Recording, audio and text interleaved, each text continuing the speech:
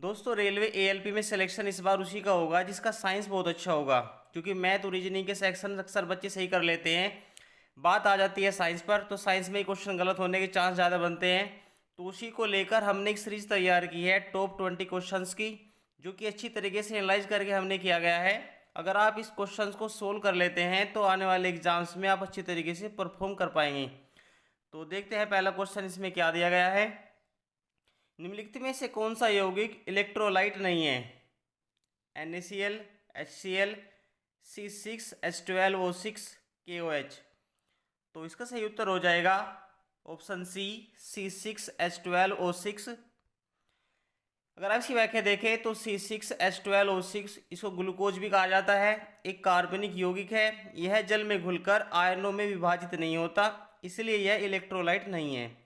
जबकि NaCl, HCl, KOH जल में घुलने पर आयनों में विभाजित हो जाते हैं और विद्युत धारा प्रवाहित कर सकते हैं। ये इलेक्ट्रिसिटी जनरेट भी करने में काम आ जाते हैं, सिवाय C6H12O6 को छोड़कर, इसलिए इलेक्ट्रोलाइट यौगिक नहीं है।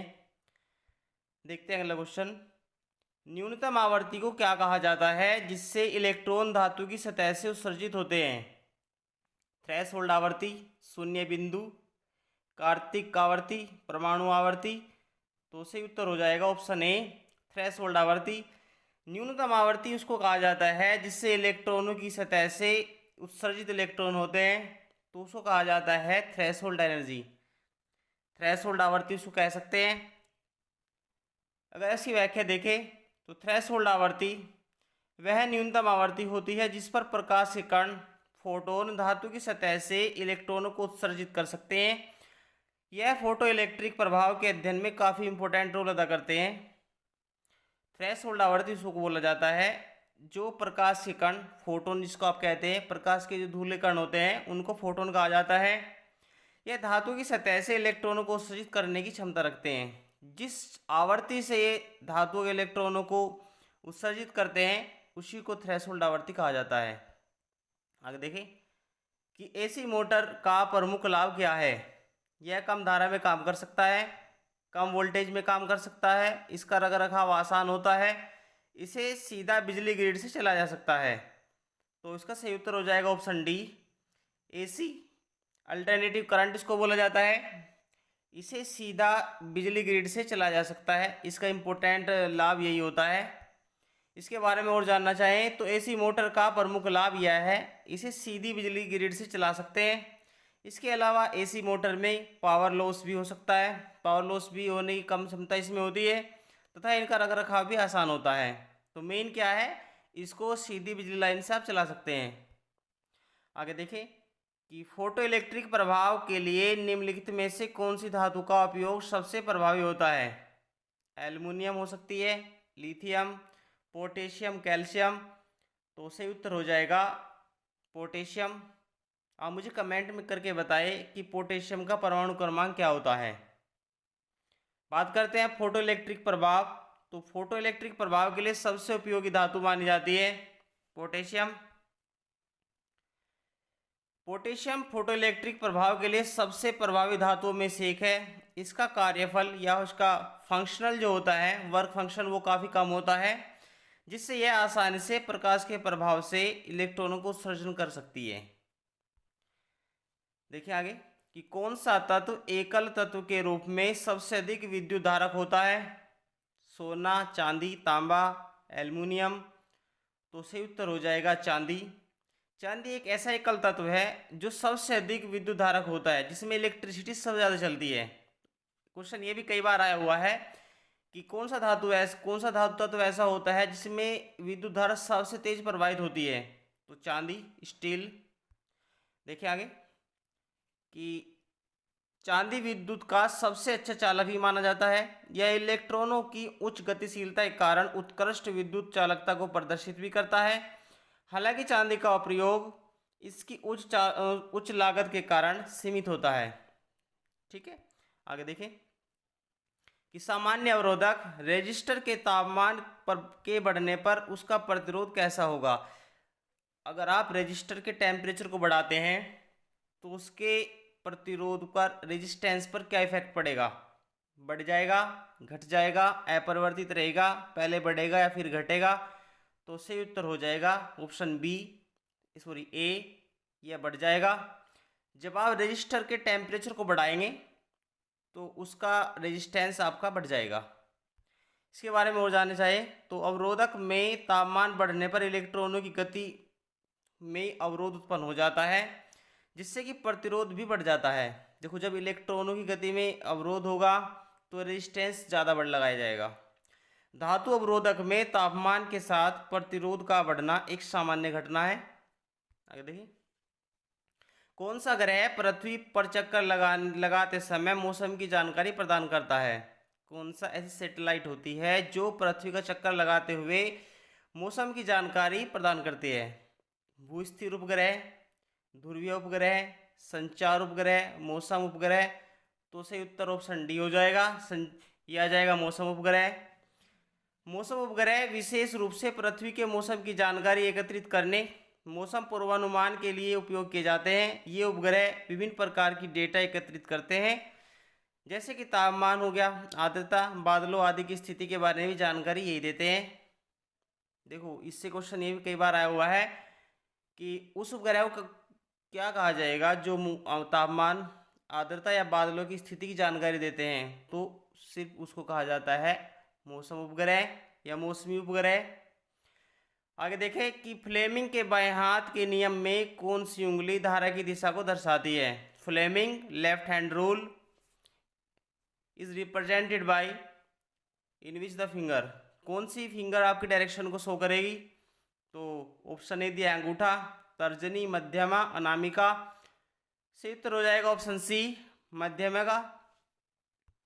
देखें कि फ्लेमिंग के बाएं हाथ के नियम में तर्जनी पहली उंगली होती है जो चुंबकीय क्षेत्र की दिशा को दिखाएगी, मध्यमा दूसरी उंगली होती है जो धारा की दिशा को दिखाएगी, अंगूठा बल की दिशा को दिखाएगा। तो तीनों को आपको पता होना चाहिए कि फ्लेमिंग लेफ्ट हैंड रूल में पहली जो उंगली होती है फर्स्ट फिंगर वो तर्जनी को दिखाएगी, तर्जनी को प्रेजेंट करती है।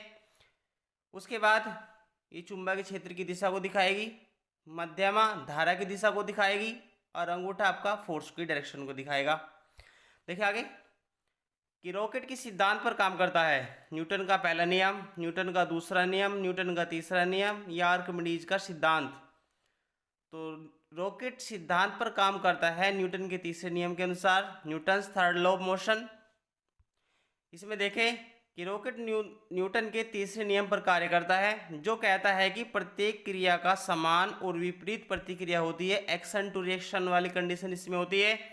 रॉकेट के इंजन से गैसों का उत्सर्जन होने पर रॉकेट विपरीत दिशा में उतनी ही गति लगाता है, उतना ही फोर्स लगाता है जितना कि उड़ने में लगाता है। देखिए आगे कि न्यूटन का गति का दूसरा नियम क्या बताता है? बल और विस्थापन के बीच संबंध, बल और द्रव्यमान के बीच संबंध, बल और त्वरण के बीच संबंध, बल और संवेग के बीच संबंध। तो सही उत्तर ऑप्शन सी हो जाएगा, बल और त्वरण के बीच संबंध दिखाएगा न्यूटन का गति का दूसरा नियम, the Newton second law of motion का। देखें कि न्यूटन का गति का दूसरा नियम यह बताता है कि किसी वस्तु का त्वरण उस पर लगने वाले बल के अनुपात में होता है और यह वस्तु के द्रव्यमान के व्युत्क्रमानुपाती होता है। इसे समीकरण F बराबर ma के द्वारा व्यक्त करते हैं, जहाँ F आपका बल हो जाएगा, m द्रव्यमान, ये आपका एक्सेलरेशन, द्रव्यमान जिसे कहते हैं त्वरण।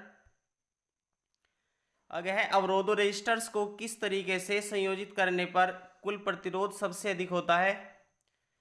ऑप्शन दिया है इसमें श्रेणी क्रम में, समांतर क्रम में, मिश्रित क्रम में, उपरोक्त सभी में। तो जब रेजिस्टर्स को आप एक संयोजित करते हैं टोटल एवरेज में निकालने के लिए, तो उसको आप सीरीज में एक कनेक्ट करके ही लगाते हैं, इसलिए ऑप्शन होता है ए से ही श्रेणी क्रम में। इसके बारे में अगर आप देना चाहे तो अवरोधों को श्रेणी क्रम में संयोजित करने पर कुल प्रतिरोध सबसे अधिक होता है। श्रेणी क्रम में कुल प्रतिरोध सभी अवरोधों के प्रतिरोध का योग होता है। मान लीजिए किसी सीरीज में 4 रेजिस्टर लगे हैं, R1, R2, R3, R4, तो उसको आप अगर टोटल एवरेज में देखना चाहें तो सिंपली एक सीरीज वे में जोड़ जाते हैं, R1 plus R2 plus R3 plus R4। आगे देखें कि आवर्ती फ्रीक्वेंसी किसे मापती है? तरंगों की गति, तरंगों की संख्या प्रति सेकंड, तरंगों की ऊंचाई, तरंगों की लंबाई। तो फ्रीक्वेंसी मापती है तरंगों की संख्या प्रति सेकंड। ऑप्शन 20 का सही उत्तर हो जाएगा। इसके बारे में जानना चाहिए तो आवृत्ति, फ्रीक्वेंसी एक सेकंड में उत्पन्न होने वाली तरंगों की संख्या को मापती है। इसे हर्ट्ज में मापा जाता है। आप देखते हैं जिस रेडियो एफएम वगैरह चलते हैं, मेगा हर्ट्ज में चलते हैं, तो हर्ट्ज फ्रीक्वेंसी को मापने की यूनिट होती है। आगे देखें कि अल्फा कणों में कौन से कण होते हैं। 2 proton 2 neutron, 1 proton 2 neutron, 2 proton 1 neutron, 1 proton 1 neutron. तो राइट उत्तर हो जाएगा ऑप्शन ए। अल्फा कणों में 2 प्रोटॉन 2 न्यूट्रॉन होते हैं। ये क्वेश्चन कई बार आया है, इंपॉर्टेंट क्वेश्चन है ये कि अल्फा कणों में कौन कौन से कण होते हैं। तो 2 प्रोटॉन होते हैं, 2 ही न्यूट्रॉन होते हैं। इसके बारे में देखें कि अल्फा कण 2 प्रोटॉन 2 न्यूट्रॉन से बने होते हैं। यह एक हीलियम नाभिक होता है और रेडियोधर्मी तत्वों के विघटन के समय उत्सर्जित होता है। आगे देखें कि निम्नलिखित में से कौन सी विधि से स्थायी चुंबक तैयार किया जा सकता है। जो स्टेबल मैग्नेट है वो किस विधि से तैयार कर सकते हैं। विद्युत चुंबकत्व का उपयोग करके, उच्च तापमान को गर्म करके, अत्यधिक ठंडा करके, एक स्थायी चुंबक से रगड़कर। तो जब आप एक स्थायी चुंबक तैयार करते हैं तो एक स्थायी चुंबक से रगड़कर उसको फ्रिक्शन के द्वारा उसको बना सकते हैं। तो इसका उत्तर हो जाएगा ऑप्शन डी ठीक। इसके बारे में देखें तो एक स्थायी चुंबक को लोहे की छड़ी पर बार बार रगड़कर एक स्थायी चुंबक तैयार किया जा सकता है। इसे लोहे के अणु चुंबकीय हो जाते हैं और वह स्थायी चुंबक बन जाते हैं। इसको बोला जाता है स्टेबल मैग्नेट या फिक्स मैग्नेट। देखिए आगे कि निम्नलिखित में से कौन सा यौगिक अम्लीय वर्षा का कारण बनता है। ऑप्शन ए दिया है CO2, SO2, H4, N2। तो सही उत्तर हो जाएगा ऑप्शन बी SO2। अम्लीय वर्षा जो होता है एसिड रेन का मेन कारण होता है SO2, सल्फर डाइऑक्साइड। देखिए इसके बारे में सल्फर डाइऑक्साइड, देखो एसिड रेन के लिए इम्पोर्टेंट 2 ही काम करते हैं। एक तो सल्फर डाइऑक्साइड SO2, एक होता है नाइट्रोजन ऑक्साइड NOx। वायुमंडल में पानी के साथ मिलकर सल्फ्यूरिक और नाइट्रिक एसिड ये बनाते हैं। जब ये पानी के साथ रिएक्शन करते हैं तो सल्फ्यूरिक और नाइट्रिक एसिड बनाते हैं जो अम्लीय वर्षा का कारण बनते हैं। अम्लीय वर्षा पर्यावरण और इमारतों को नुकसान पहुंचाती है। जो अम्लीय वर्षा होगी वो आपके एनवायरनमेंट और बिल्डिंग्स को भी काफ़ी हार्मलेस, जैसे आप देखते हैं कि ताजमहल का रंग पीला पड़ रहा है तो पूछ सकते हैं किसके कारण हुआ है। तो ये भी एसिड रेन का एक इफेक्ट ही है। देखें आगे कि न्यूटन का शीतलन नियम, न्यूटन्स लॉ ऑफ कूलिंग किस पर निर्भर करता है।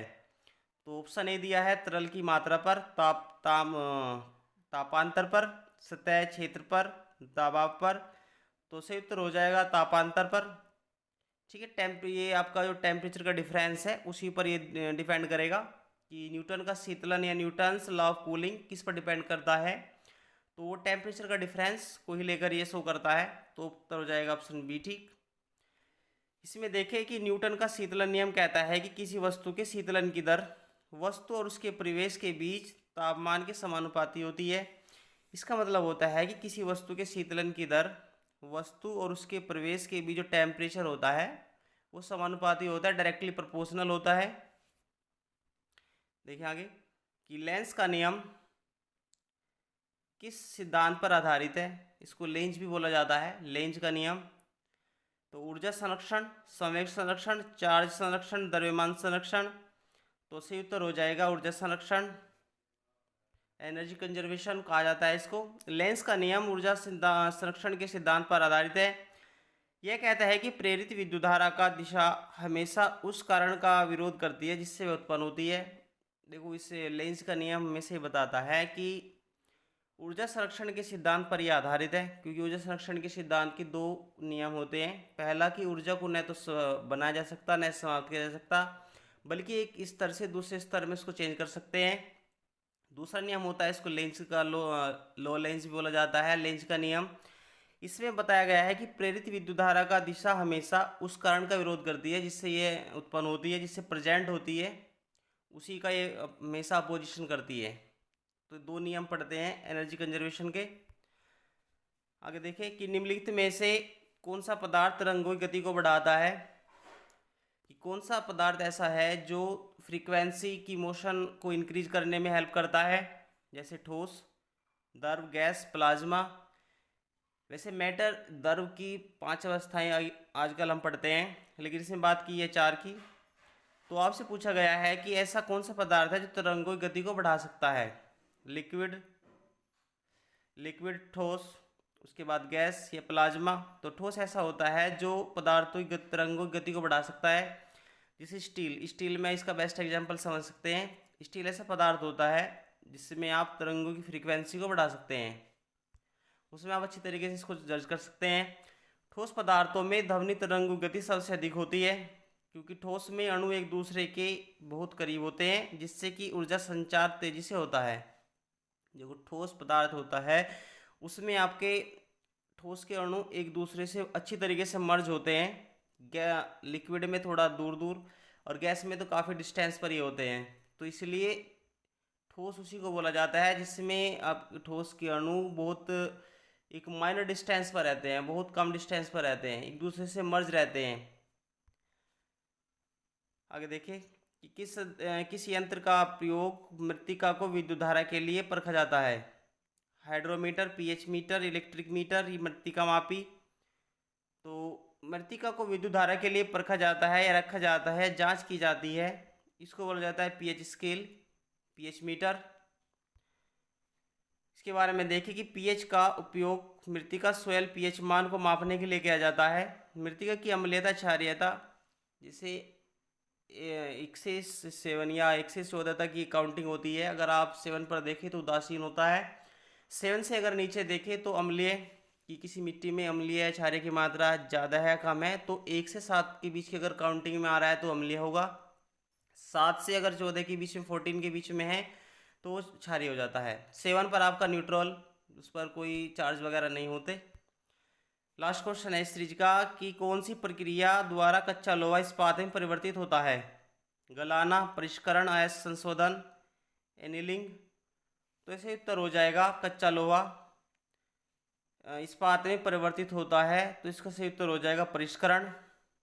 परिष्करण के द्वारा कच्चा लोहा स्टील में बदलता है, या इसको क्वेश्चन को इस तरीके से फ्रेम भी आ सकता है कि कच्चा लोहा स्टील में बदलने के लिए किस प्रक्रिया की जरूरत पड़ती है, या किस प्रक्रिया की आवश्यकता होती है, किस प्रोसेस के द्वारा कच्चा लोहा स्टील में बदलता है। तो इसको बोला जाता है कच्चे लोहे को इस्पात में बदलने की प्रक्रिया को परिष्करण या रिफाइनिंग भी बोला जाता है। रिफाइनिंग के द्वारा इसमें अशुद्धियों को हटाकर इस्पात बनाया जाता है। इसी के द्वारा कच्चे लोहे से स्टील को बनाने में काफ़ी हेल्प होती है। आज की वीडियो में इतना ही, मिलते हैं अगली वीडियो में।